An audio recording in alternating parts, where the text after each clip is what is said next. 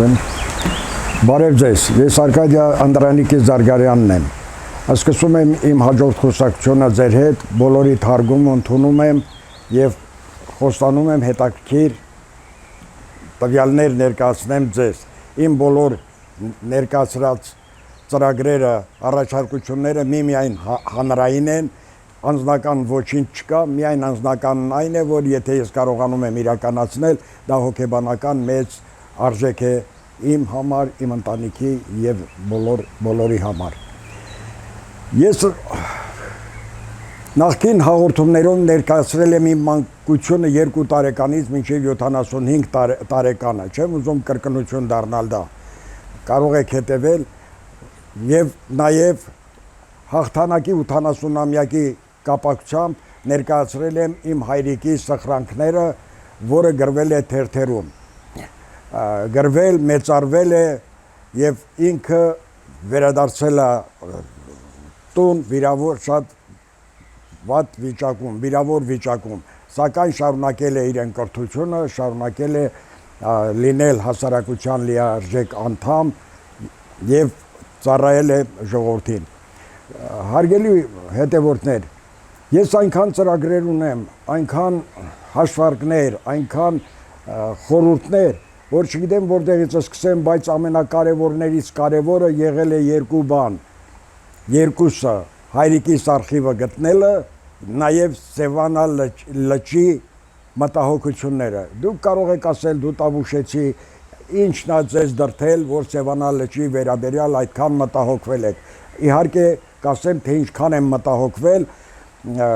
ցույց կտամ այն բոլոր փաստերը, որ ես անընդհատ հետևել եմ, որպեսզի կարողանամ իմ ծրագրերը իրականացնել։ Սևանա լճի պատմությունը իմ մոտ ունի 65 տարվա պատմություն։ 65 տարի առաջ, երբ դպրոցում էինք գնում էինք էքսկուրսիա, մեր դպրոցի տնօրեն ընկեր Վերդյանը իմ քրոջ դասարանցիներին տանում էր Երևան։ Նույն ծրագրավորել էր, որ Սևանա գեսը նույնպես պետք է տեսնեն։ Ես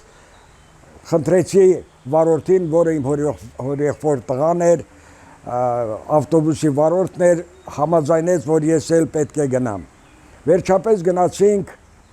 հասանք Ծովագյուղ, հենց Ծովագյուղ հասանք, ես լիճը չէի տեսել, երեխեքը սկսեցին գոռալ Սևանա լիճը, ուրախացած, բարձր տրամադրությամբ եւ երևի թե ոչ մեկը չէր տեսել, այդ մեծ խանդավառությամբ դիմավորեցին Սևանա լիճը։ Իհարկե ես տեսա մեր դպրոցի տնօրենը բացատրեց, որ լիճը եղել է մոտ 20 մետր բարձրության, թերակղզին այն ժամանակ եղել է կղզի, 50-ական թվականներին, 55 թվերին դեռ կղզի է եղել։ Այնուհետև մենք շարունակեցինք դեպի Սևան քաղաքը։ Չհասած Սևան քաղաքը, տնօրենն ասաց մտնելու են, գնալու ենք Սևան գեսը տեսնելու։ Մոտ 100 մետրը մենք իջել ենք Սևան գեսի աստիճաններով ներքև, տեսել այն ահռելի աշխատանքները, որը կատարվել է ժամանակին 36-7 մինչև 45 թվերը իրականացվել է այդ հսկա աշխատանքը։ Ես չեմ ասում, թե լավ է եղել, թե վատ է եղել, հետագայում ես կներկայացնեմ, թե ինչու է Սևանա լիճը իջել։ Դա մարդկային գործոն է եղել, անհրաժեշտություն է եղել պետության կողմից, չի եղել ատոմակայան, չի եղել գեսեր, իսկ էլեկտրաէներգիա ստանալու համար եւ ոռոգման, չի եղել ջրամբարներ, արհեստական ջրամբարներ, որպեսզի ոռոգեն Արարատյան դաշտը։ Հետևաբար դա ծրագիր է եղել եւ իրականացրել են, չնայած դա թաքցնում էին, չէին ասում, ուզում էին ասեն, տակից գնում է, գոլորշիացում է եւ այլը, բայց հետագայում ես, քանի որ ուշադրությունս Սևանա լճի վերաբերյալ էր, ես սովորում էի Ստեփանավանի Զովետ սովխոզ տեխնիկումում, գերազանցիկ էի, նախկին անգամ ներկայացրել եմ իմ կարմիր դիպլոմները եւ ինձ ուղարկեցին Սևանա կղզին հանգստյան տուն։ Հանգստյան 12 օր մնացել եմ Սևանա թերակղզում, շատ հոյակապ միջոցառումներ էր կազմակերպվում, կուլտուրայի տունը, էքսկուրսիաները, նավագնացությունը, շատ հետաքրքիր էր եւ հետեւապես ինձ շատ հետաքրքրեց Սևանը։ Մայիսի վերջն էր, հունիսի սկիզբը, նույնիսկ արդեն կարողանում էինք լողանալ լճում։ Պարզ, ափերը գեղեցիկ, մաքուր, մի խոսքով ամեն ինչը ոնց որ պարզություն, պարզ։ Հետագայում ես անցա Տավուշի մարզի քաղաքացիական արդյունաբերական շինարարությունում շինարար էի, 1 տարի աշխատեցի, բանակ գնացի, եկա եւ ինձ ուղարկեցին Տավուշի ջրամբարի շինարարություն, որպես աշխեք։ Եվ այդ ծանր գործը ես 4 տարի կարողացա իրականացնել, ելի ծանոթացա ջրերի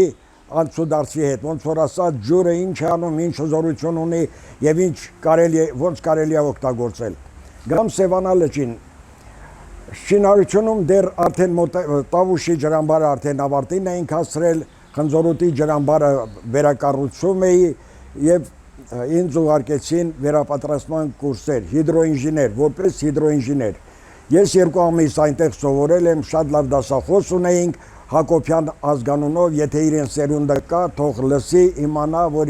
իրոք շատ լավ պապիկ են ունեցել, ինքը մեզ տարավ բազմաթիվ բնակավարեր, տարավ Ստալինյան ջրանցքը, որը ինքն էր 36 թվին կառուցել, տարավ Արփասևան թունելի վերջնամասը, Մարմարիկի ջրամբարը, մի խոսքով շատ հետաքրքիր անցավ, բայց ասեմ, նա եւս թաքցնում էր, որ ինչն է պատճառ եղել, որ ջուրը իջել է, Սևանա լճի ջուրը, չէր թաքցնում, բայց ես իրան կանգնեցի, ասի, եթե մի ամանի տակից, մի ջրի տարայի տակից ծակեն ու ջուր հանեն, կավելանա թե կպակասի, նա երեսից նայեց ու երևի թե չուզեց ասի, որ այո, պատճառն է այդ է եւ իմացավ, որ իմ տրամաբանությունը ճիշտ է եւ հետագայում ես անցա անկախության տարիներին իմ կյանքը 2 հավասար մասի է բաժանվել սովետական կարգերի եւ անկախ Հայաստանի ժամանակահատվածում իհարկե խորհրդային միությունը լրիվ համեմատած այլ պետությունների հետ թե լավն էր թե վատն էր այնուամենայնիվ պլանային երկիր էր բոլորս ունեինք աշխատանք իսկ ես ունեցել եմ շարքայինից մինչև ձեռնարկության տնօրենի պաշտոնում եմ աշխատել նվիրյալ եմ եղել ազատամարտիկ եմ եղել Սպիտակի երկրաշարժին կոլեկտիվի անդամներին ամենաառաջինն եմ հասցրել այսինքն հայրենասիրական մեծ ձգտումներ ունեմ ինքս այսօր էլ ես կանգնած եմ մեր երկրի զարգացման եւ անվտանգության գործերում հարգելի հետևորդներ որպեսզի շատ չերկարացնեմ ես այսօր Սևանա լճի մասին եմ հիմնականում խոսելու իմ ծրագրերի մասին եմ խոսելու սակայն ասեմ որ ես ունեմ համապատասխան կրթություն աշխատել եմ արտակարգ իրավիճակներում հենց սկզբից բնապահպանությունում շինարարությունում PGS հիդրոշինարարությունում աշխատել եմ կոլտեսությունում որպես անասնաբույծ տարբեր բնակավարներ ձեր մոտ հարց կառաջանա այս մարդը ինչ է ամեն տեղից տեղեկություն ունի ես մի անգամ եմ կյանքում դիմում տվել աշխատանքի ընդունվելու իսկ մնացածը վերադասի որոշմամբ են տեղափոխել իմ կարծիքը նույնիսկ չէին ուզում հարցնեն որտեղ անհրաժեշտ է եղել ինձ տեղափոխել են եւ այնտեղ ես արդարացրել եմ քանի որ արդարացնում էի որտեղ հետ էր մնում տնտեսությունը ինձ տանում էին այնտեղ քանի որ ես ունեի եւ գյուղատնտեսության եւ շինարարության եւ հիդրոշինարարության նաեւ տրանսպորտի գծով մեծ հմտություններ հետագայում ես կներկայացնեմ թե ինչ առաջարկություններ եմ արել տրանսպորտում շինարարությունում նաեւ արտակարգ իրավիճակներում խոսեմ Սևանա լճի վերաբերյալ Սևանա լիճը ինձ համար դարձավ իմ կոկորդում մնացած մի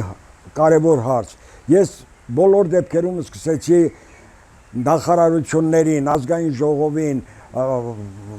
վարչապետերին նախագահներին բազմաթիվ դիմումներ ունեմ այս պորտֆելս որ այստեղ է եթե ես ներկայացնեմ, կասես դուք էլ բան ու գործ չունեիր, այդքան գրում էիր։ Ես իհարկե որպես լավ շինարար ոչ թե կուսքարտուղար եմ եղել, դեն ժամանակ մի կուսակցություն էր,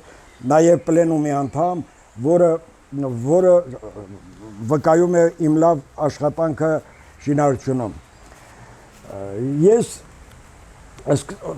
անկախության տարիներին, երբ արդեն թոշակից տարիքը մոտենում էր,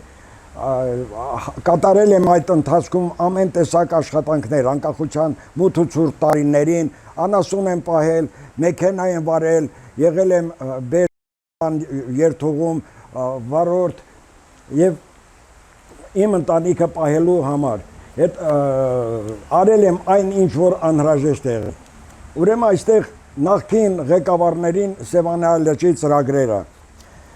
սա գրել եմ ուղարկել, ուրեմն երկու նամակ, մեկը 10 թվին, մեկը 11 թվին եւ Սևանա լճի այս ծրագրերը բոլոր կողմերը ներկայացրել եմ, սակայն մի բան չեմ ներկայացրել, չեմ ցանկացել, որովհետեւ դա անվտանգային էր, քանի որ տեսնում ենք մեր երկրում մանավանդ 44-օրյա պատերազմում դրանից հետո ինչքան դավաճաններ են հայտնվել, մոտ 20 դավաճանել են եւ հետեւապես իմ վախը նրանում է, որ հանկարծ ես ներկայացնեմ այդ ծրագիրը, իսկ այդ ծրագրի մասին չեն խոսել եւ ոչ մեկը չեն խոսել։ Սևան քաղաքում տարիներ առաջ, մոտ 10 տարի առաջ ցույցերի դուրս եկան իրանց Սևանը պահելու համար, սակայն Սևանը ոչ միայն սևանցիներինն է, Գեղարքունիքինն է, այլ բոլոր մեր հայությանը։ Նրա բազմակողմանի լավ արդյունքների մասին կարելի է շատ երկար խոսել, ձկնաբուծությունն է, նավարկություն, զբոսաշրջություն, շատ կարելի է խոսել, ես այդ մասին գրել եմ, սակայն այն հատվածը, որը որ գաղտնի է պահվում, նշել եմ եւ գրած այս հատվածը, ուրեմն 6-րդ, 7-րդ, 8-րդ կետերը դա վտանգավոր է մեր Սևանի համար, եթե արտաքին թշնամիները, ներքին թշնամիները իմանան, հնարավոր է որ մեր նավերը մնան ավազների վրա, ոչ միայն այդ վտանգավորությունը, Սևանա լիճը դարձել է ջրի տարա, ոնց որ ասած, օգտագործեմ, եթե երաշտ է, Արարատյան դաշտից պահանջում են, ջուրը իջեցնում են, եթե ղեկավարը լինի Արարատյան դաշտից, վարչապետը թե նախագահը, ջուրը պակասացնելու են, իսկ Գեղարքունիքից հնարավոր է որ թույլ չտան, հետևապես այդ անհամաձայնությունները մեղմելու համար հենց իմ ծրագիրն է, որ լիճը պետք է ընդմիշտ մնա նույն մակարդակին, թեկուզ այսօրվա վիճակում, բայց դարեդար պետք է մնա այդ նույն վիճակում։ Իհարկե արտասահմանից, նաև Ռուսաստանից եկան ինժեներներ, մեր ինժեներների հետ, մեր հայ ինժեներների հետ աշխատանքներ տարան, սակայն գրեցին ազոտ, ֆոսֆոր, իրենց գործողումը ստացան գնացին, անցած տարի եւս եկան եվրոպական երկրներից, ես չեմ ուզում թերագնահատել, թե նրանք ինչ ասացին, այդ էլ ջրի կանաչելու վերաբերյալ էր, հետևապես դրա վերաբերյալ ես որպես բնապահպանության աշխատող, որ աշխատել եմ, կարող եմ ասել ինչն է պատճառը, ես միկրոբիոլոգիա անցել եմ, բակտերիաների զոոլոգիա անցել եմ, բոլորը, այդ հիմնական պատճառներից մեկը ափերի աղբոտվածությունն է եւ ջուրը երբ բարձրանում է մտնում է այդ աղբոտված տարածքները որտեղ բարենպաստ պայմաններ կան այդ միկրոբների բակտերիաների զարգացման համար ես որպես շինարար իրականացրել եմ մեր շրջանի ամենադժվար կոնսերվացրած օբյեկտը դա մաքրման կայանն էր Volgogradi պրոյեկտով Աչիսնոյ Սարուժեն եւ Սիրզավոդա Պարոգոմսարանի համար էր, բայց ամբողջ քաղաքի կոյուղին մաքրվում էր այդտեղ։ Դրա համար ինձ բանակից մի տարի ուշացրել են, որպեսզի կարողանամ այդ օբյեկտը իրականացնել։ Այսօր ինչ-ինչ պատճառներով չեն օգտագործում, չեն իրականացնում, ջուրը թափվում է Տավուշի ջրամբար, կենթանական բուսական աշխարհը փչացնում է, բայց կարելի է օգտագործել։ Ես այդ նույն ծրագրերով կարող եմ Գեղարքունիքի մարզի մեծ քաղաքների, նույնիսկ փոքր գյուղերի համար ծրագիր ներկայացնել, հիմնականում մաքրման կայաններն են, հետևապես կարելի է նաև փոքր գյուղերում ստեղծել մի քանի սեպտիկ հորեր, որը ջուրը կծծվի եւ ֆիլտրվի եւ մաքուր ջուրը կլցվի Սևան։ Իհարկե տեսնում ենք, թե այսօր ինչքան քիմիական նյութեր են օգտագործում մաքրման պարագաներ։ Այդ ամենը տոննաներով եթե հաշվենք, մաքրման պարագաներ մտնում է Գեղարքունիքի մարզ, իսկ դա բնականաբար անցնում է գնում է Սևանալիճ։ Ես չեմ ուզում պատմությունն ասել այն ժամանակ 79 թվին, որ մենք սովորում էինք, լիճը պետք է բարձրացել էր ընդամենը 6 մետր։ Դասախոսին հարցրի, բա որ 6 մետրից ավել, ասեց հնարավոր չէ, քանի որ ջուրը Արփասևան թունելով հետ կգնա։ Ու իրոք այդպես է, եւ ասաց, եթե ուզեն դրանից ավել բարձրացնեն, պետք է պատնեշ դնեն եւ պոմպերով մղեն Կեչուտի այդ Արփասևան ջուրը մղեն դեպի Սևանալիճ, բայց կարծում եմ, որ դա չեն անի, ոչ մեկը չի անի, մնում է, որ ուշադրություն դարձնեն իմ ծրագրին։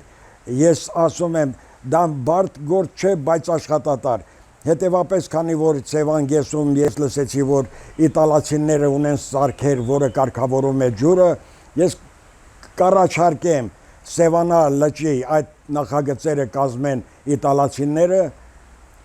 իրականացնեն նախահաշիվները Հայաստանում դրամով, իսկ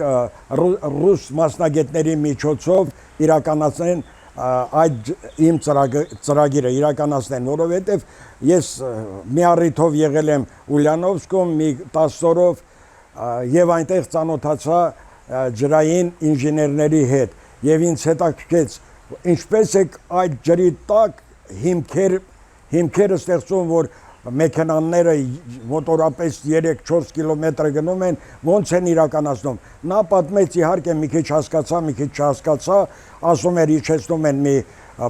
տան նման բան, բանվորներ իջնում են 4 ժամ աշխատում են ձեռքով, հանում են եւ այլ։ Ես դա չեմ կարող ասեմ, հետեւապես կառաջարկեմ, չկա մի բան, որ աշխարհում չիմանան թեկուզ արտերկրի մասնագետները։ Իսկ ինքս, ինչքան որ կյանքս կհերիքի, իմ հետաքրքրությունն այնքան է, որ ես պետք է տեր կանգնեմ որպես շինարար կազմակերպչական գործերին, տալ ուղղություն, քանի որ այդ ծրագիրը իրականացնելու համար մոտ 1 մետր ջուրը պետք է պակասեցվի, այդ ընթացքում մաքրման աշխատանքները շատ անորակ է կազմակերպվել նախկինում, ծառերը, նրանց արմատները մնում են ջրի մեջ, իսկ արմատները փայտը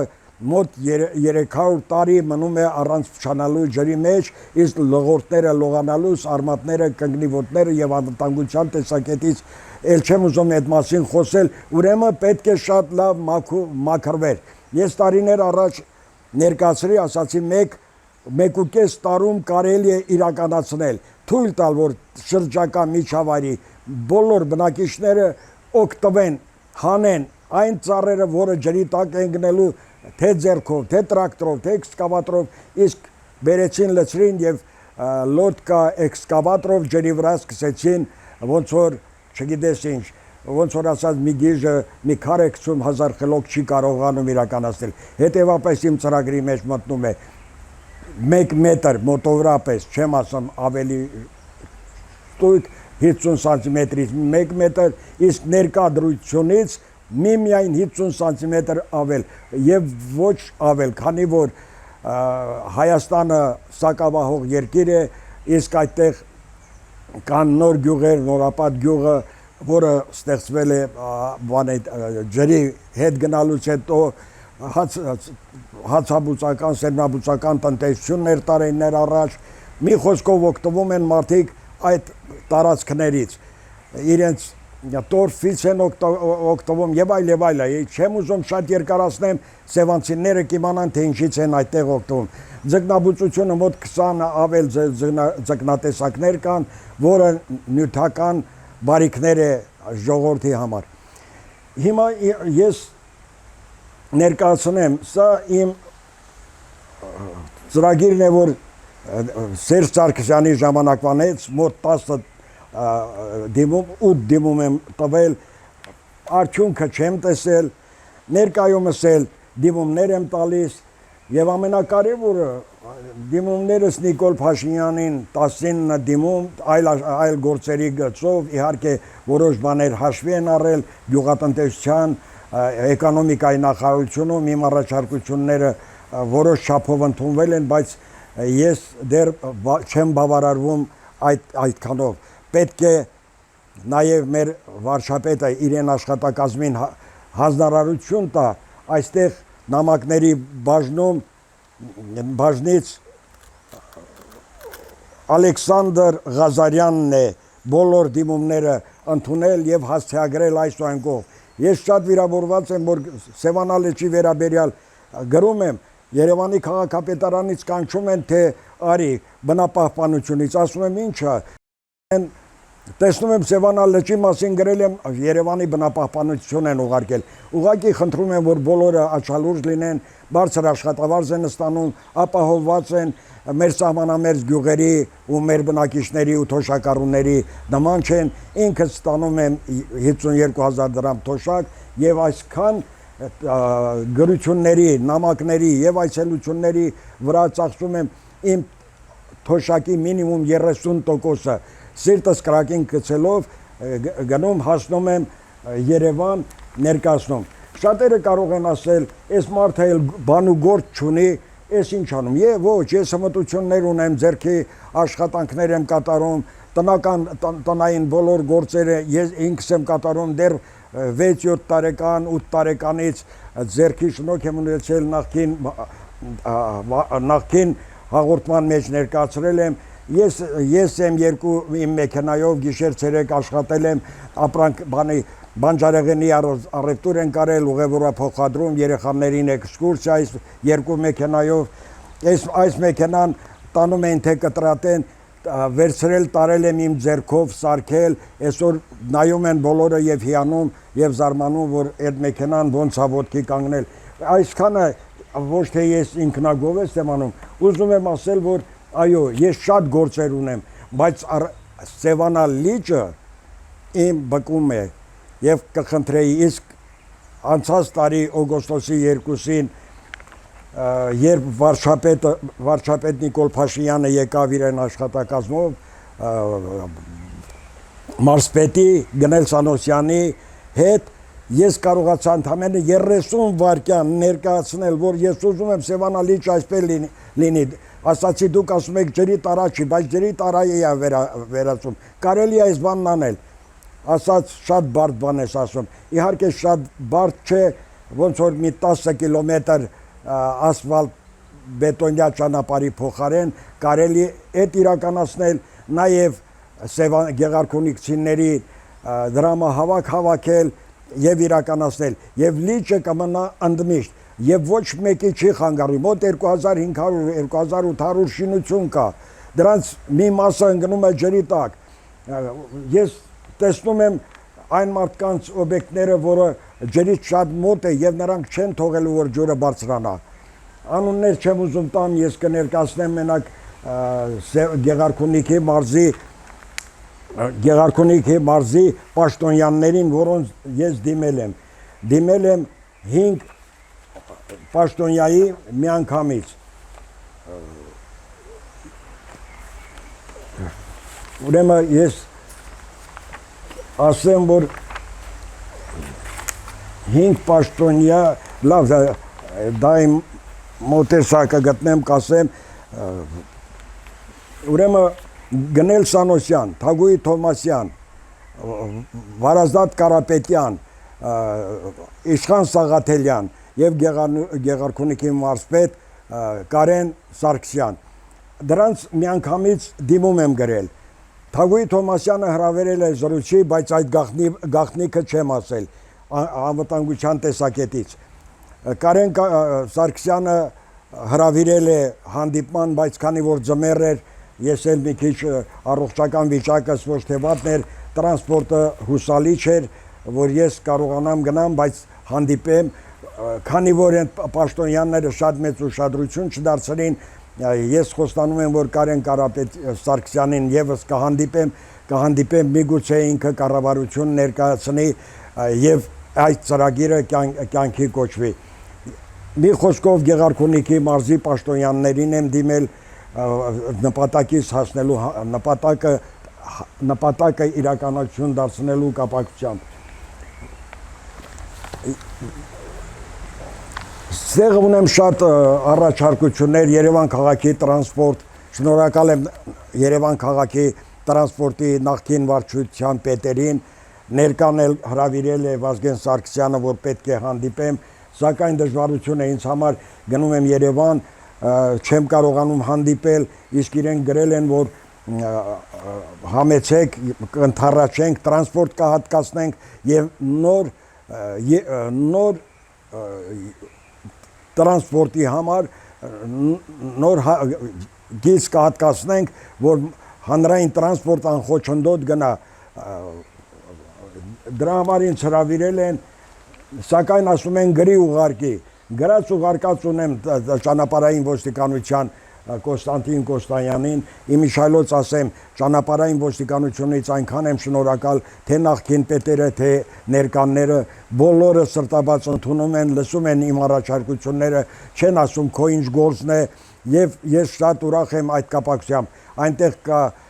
եղել է Եգոր Կարապետյանը, գնդապետ, տեղափոխվել է այլ աշխատանքի, Նորիկ Սարգսյանը, Կոստանտին Կոստանյանը նշագությունների բաժնի պետը, ես բոլորից այնտեղ եղել է Մաթևոսյան, բոլորը ինձ սրտաբաց ընդունում են եւ ես ողջևորվում եմ դրանից եւ ելի եմ շարունակում։ Հաջորդ հաղորդումներում կներկայացնեմ Երևան քաղաքի վերաբերյալ իմ առաջարկությունները, Երևան քաղաքի վերաբերյալ բնապահպանական, նաեւ անվտանգային սողանքները, գետառը, կներկայացնեմ տրանսպորտի կարգավորումը, իմ ասածներից բավական ծրագրեր իրականացրել է եւ ես չեմ ուզում շեղվեմ դրանից, խնդրում եմ մի բան, տարիքս արդեն մոտենում է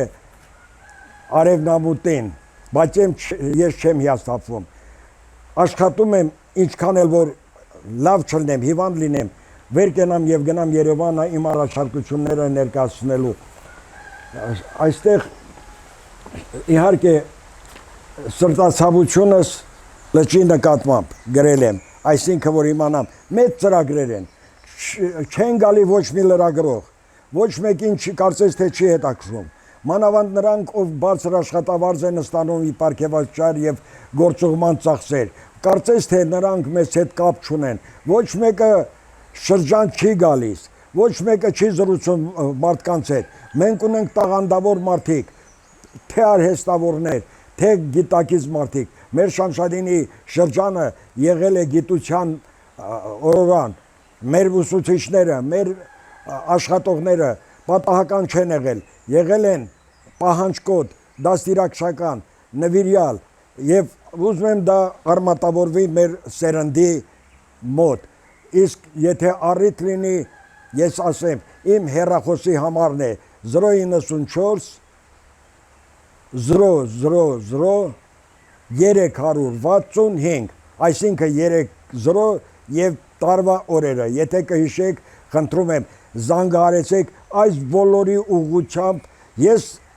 անկեղծ ասեմ, ներկա գիտությունը ինձ այնքան չի հրապուրում, քանի որ ես չեմ կարողանում տիրապետել արհեստական բանականությանը, տեղեկատվական տեխնոլոգիաներին, չեմ կարողանում, իսկ դա եթե անհրաժեշտ է լինում, իմ 6 տարեկան թոռնիկիս եմ ասում, եթե մի բան ուզում եմ գտնել, նա է գալիս ու ասում պապիկ, եսա կգտնեմ, գտնում են, հիմիկվա սերունդը շատ զարգացած է, սակայն գործի, պրակտիկայի առումով շատ թերի են, պետք է նաև ուսուցանել մեր ծրագրերը, քանի դեռ մենք կանք իմ տարիքի մարդիկ դեռ կան, կարող են ասել թե անասնապահության գծով, թե շինարարության, թե հիդրոշինարարության, թե արտակարգ իրավիճակների վերաբերյալ։ Այդ ինչ որ նշեցի, ես բոլոր ոլորտներում եղել եմ անցած տարի ուղիղ 1 տարի առաջ մայիսի 8-ին ԿԳՍՄ-ում, եղել եմ ազգային ժողովում Հակոբ Արշակյանին նամակ փոխանցել կրկնակի նամակ, եղել եմ բարեկային ծառայությունում եւ դա 1 օրում եւ նաեւ գնացել եմ կառավարություն կեսը ոտով, կեսը տաքսով, վազելով կես օրում Երևանից հասնելով այնտեղ հասել եմ եւ ներկայացրել։ Սա շատ է խոսվում վթարների մասին։ Այդ թեման էլ մի այլ թեմա է։ Ես ունեմ վարորդների համար 15 կետ, 16-ը միմիայն բարեկներին է վերաբերվում, որ ավելի խիստ լինեն անկարգ վարորդների նկատմամբ, միտումնավոր խախտում անող հետիոտներին, նաև վարորդների նկատմամբ։ Իսկ այն մնացածը, եթե ուսումնասիրեն, կարող են կյանքի կոչել։ Սա մեր դպրոցական գիրքն է, Ջրաղացպանյան,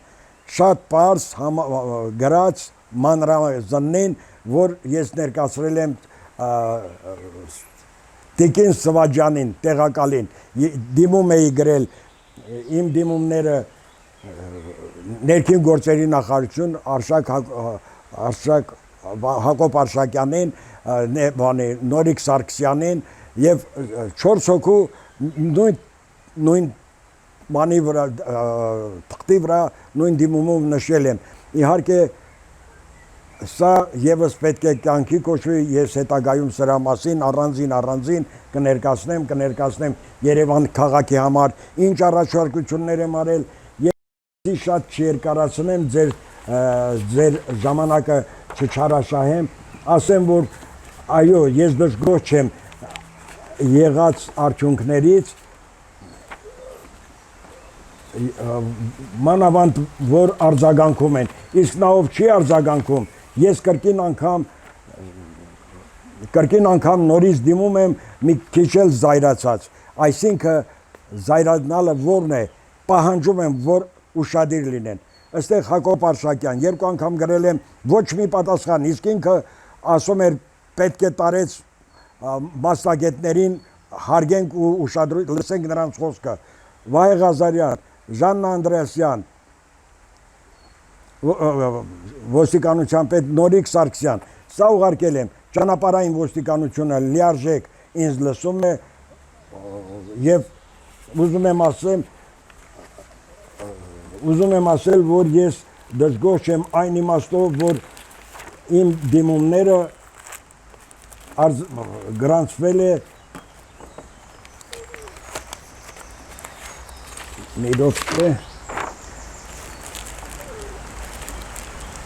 լավ, ես չերկարացնեմ, ես շնորհակալություն եմ ստացել Երևան քաղաքի տրանսպորտի վարչության նախկին պետ Հենրիկ Նավասարդյանից եւ նա շատ հարցերում է ընդառաջել, ես գոհ եմ նրանցից գյուղնախարարություն եղել եմ գյուղնախարարությունում 2018 թվին եւս շնորհակալ եմ նրանց Գառնիկ Պետրոսյանն է շնորհակալություն ուղարկել էկոնոմիկայի նախարարությունում եմ եղել այդ փաստերը լրիվ ստեղ կա ձեզ չծանրաբեռելու համար չխառնեմ բոլորը շնորհակալություն են հայտնել իսկ ես դրանից բավականություն եմ ստացել այն իմաստով որ իմ ասածը ինչ որ տեղը հասնում կներեք այս փաստաթղթերը որ ցրեցի ես ունեմ հմտություն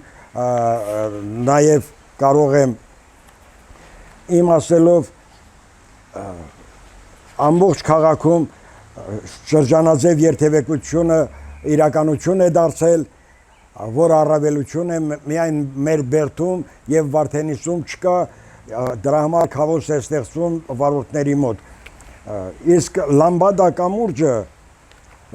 կամուրջը ամբողջությամբ իմ ծրագրերով է եղել ես 2011 թվին Դեր Տիգրան Սարգսյանի օրոք գնացել եմ կառավարություն ներկայացրել, իմ իշայլոց ուշադրություն չդարձրին, բայց տրանսպորտի վարչության պետ նախկին Հենրիկ Նավասարդյանը շնորհակալություն է հայտնել Հենրիկ Նավասարդյանը Լամբադա կամրջի համար եւ դա բոլորն էլ իմանան, եթե ոչ ինձ համար, այլ մեր ժողովուրդը, մեր շրջանի, մեր մարզի, մեր լավ ցանկացողները իմանան, որ այո, դա հենց իմ արդյունքով է, իմ ասելով է եղել եւ նախագծերը մի րոպե այս էլ այն մասին, որ ես Եգոր Կարապետյան, ճանապարհային ոստիկանության պետ, Հայկ Սարգսյան, Երևանի քաղաքապետարանի տրանսպորտի նախկին վարչության պետ, իհարկե 6 տարում 4 վարչության պետ է փոխվել, ես մեծ փաթեթ եմ հանձնել, ես էլ Լամբադա մոստը նախկինը եւ ներկան իմ պահանջով կատարել են, շնորհակալ եմ իրանցից, ես ամեն Երևան մտնելով այդ հատվածում երկու արագ կռուգ եմ անում, պտտում, անխոչնդոտ, որ ապացուցեմ, որ այո, դեռ կարելի է այս տարեքում առաջարկություն ներկայացնել։ Ես բոլորը շնորհակալ ճանապարհային տրանսպորտի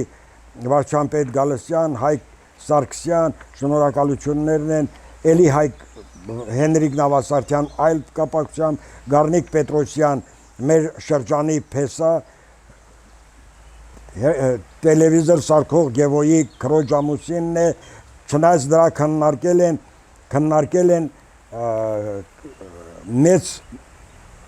մասշտաբով եւ Արթուր Խաչատրյանի գլխավորությամբ այսօր նա պատգամավոր է, բայց ես չեմ կարողանում այլ կապեր հաստատել։ Ուրեմն իմ ծրագրերի մասին ուրեմն ես այս վերջին նախադասությունն ասեմ, որ ինչ եմ առաջարկել կոոպերացիաներին, ապահովագրությանը, ոռոգմանը, անասնապահությանը, գյուղմթերքների իրացմանն ու այս կետը շատ ցավալի է, այսօր մենք անասուն ենք պահում եւ չենք կարողանում իրացնել, մսավաճառները չեն վերցնում, ուրիշ սպանդանոցը շատ էժան է վերցնում, չկա մթերակայան, որ մենք անասուն պահենք եւ որպեսզի 14,000 տոննա խոզի միշտ չներգրեն մեր ժողովուրդը եւ աճեցնի եւ արդյունքը տեսնի։ Մեքենա տրակտորային կայանների ստեղծման առաջող հարցեր։ Այս հարցերն են բարձրացրել եւ իրանք շնորհակալություն են հայտնել։ Մի խոսքով շատ ես Վազգեն Հարությունյանն է գրել, որ